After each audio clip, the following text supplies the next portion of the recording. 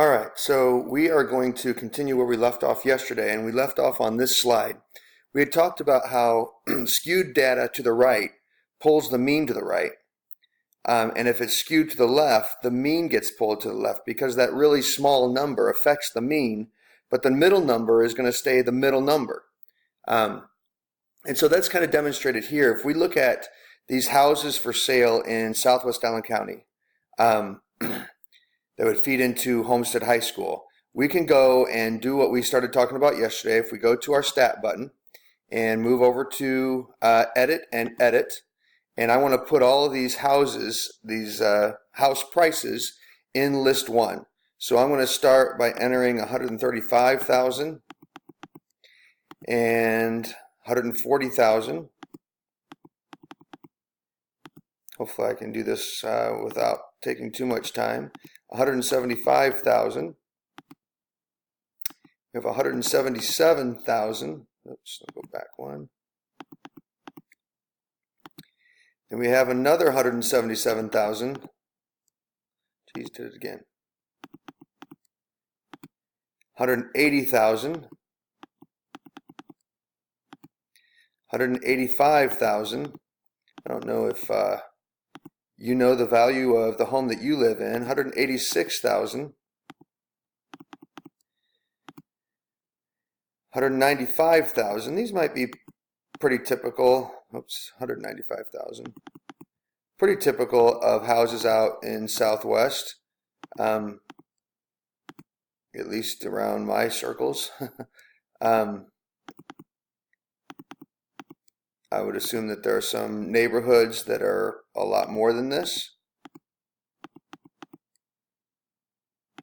But then we have this one here, $885,000. Now that's going to be an expensive house. And that's going to skew everything to the right. We're not going to get a picture of this data, but what we can do now is go to Stat. We're going to go over to Calculate, and we're going to do one variable stats from list 1. And it tells us the average house. And it tells us the median house. Now, if you look at the median value, 182,500. That's pretty typical.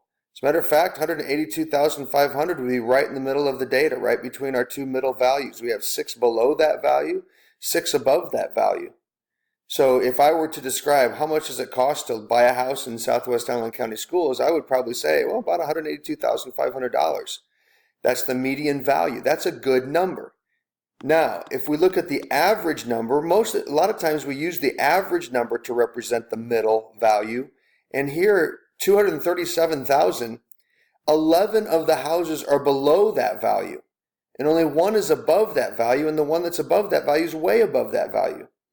This average number, 237,000, isn't really a good representation of the houses that are for sale in Southwest Allen County Schools, because that average value was skewed by going way to the right, because this number skews it way to the right. So that's an example of where the mean is probably not the best measure of central tendency. The median would be a lot better in that situation. Let's go on here. If we were doing this in class, I would have you spend some time talking about a trimmed mean.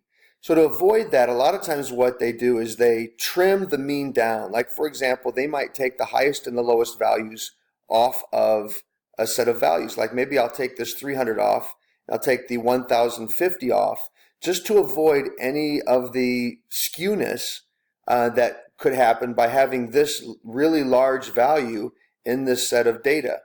And so then I would just, instead of averaging, let's say there's 1, 2, 3, 4, 5, 6, 7, 8, 9, 10, 11, 12, 13 numbers here, I would only average the middle 11 numbers. I would take off the lowest number and the highest number. That's called trimming the data. And then I would find the mean of the trimmed data. And so sometimes statisticians do that to help get a mean that makes more sense, that represents the values better and is more of the center, a center value of the data. So that's what a trimmed mean is. And I think there might be a question or two like that on your homework as well. The next thing I want to talk about before we close this video is this notation. I know a lot of you are probably familiar with summation, but basically here's what this means. This X bar represents the mean, the sample mean of a set of data, and that sample mean is given by this formula. What this sigma, this capital, it's a Greek letter S, that's the summation symbol that we use in mathematics. And what it means is you take all of the X values that are in the list of numbers that you're trying to average together, and you average them. So you add them together. That's what the summation means. So I'm going to take X sub I. I can be replaced with X sub 1, X sub 2. That's the first number, the second number, the third number, the fourth number. I'm going to have N numbers. And what I'm going to do, what this means is, do you add them all together? That's the summation of X sub I. And then you're going to divide them by the number of numbers, and that gives you the average.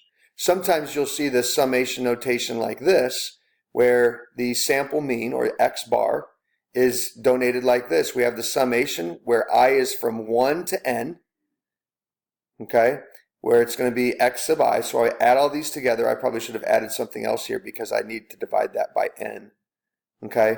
But I would take the sum of all of those numbers that I'm adding together and divide by the number of numbers. And that's what that symbol means. And that is definitely in your homework as well. And that is what lesson 3.1 is about.